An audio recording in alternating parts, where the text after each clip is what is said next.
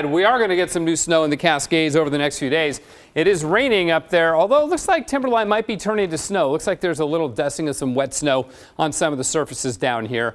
The lens is heated, so it's always going to melt the snowflakes that hit the lens and make it look like rain. But nonetheless, we will see that snow level drop as we go into the weekend.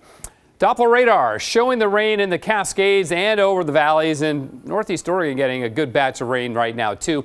We've dried out largely here in town, although there are still showers streaming on through. So I can't tell you it's going to be a dry, I mean, I could tell you that, but it'd be wrong, that it's going to be a dry night. There's still showers coming and going in spite of the fact that we're getting some blue sky right now, which is great. 3/500ths of an inch of rain at Troutdale. Look at Scappoose with over ½ an inch of rain there, and over at Tillamook over an inch of rain during the day today.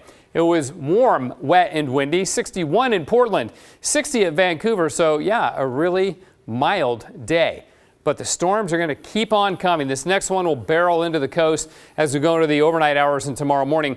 And this is different from the one that came in today in two major ways. First of all, it won't produce the wind that we got today. And second of all, there's the colder air behind it. That speckled cloud pattern indicating colder air from the Bering Sea and the northern Gulf of Alaska. So that's why the snow level will be dropping as we go into tomorrow, but especially over the weekend, and we should begin to get some decent snowfall amounts up in the Cascades. Here's the next system tomorrow morning at 7 a.m. It's going to be a wet morning commute tomorrow, and there's that. See how these yellow arrows are all converging right here? That's the next cold front coming on shore. Then another one coming in Saturday. Then more showers on Sunday. And then as we go to next week, the model is not completely in sync on this, but this is the European model showing a pretty good little wind event. Notice those wind arrows all intense right here. If that verified just like that with the center of the storm up by Astoria, that would be a pretty good wind storm for the valleys. But some of the other indications are that that's not going to happen until Tuesday, and it won't be quite as strong. So we'll have to wait and see how things come together. But I can tell you it does look like the rain's going to continue largely until sort of the end of next week. We may get a break on Monday for a bit. Overnight tonight, tomorrow, and into Saturday morning, another1/4 of an inch.